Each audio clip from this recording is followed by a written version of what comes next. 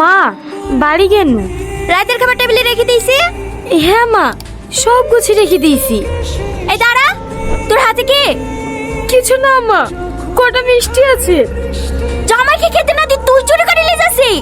না না মা, আমি চুরি করিনি। ভাই মিষ্টি খায় না তো, তাহলে পল্লবী ফেলে দিতে বললো। কি এত বড় মিথ্যে কথা! চোর কোথাকার!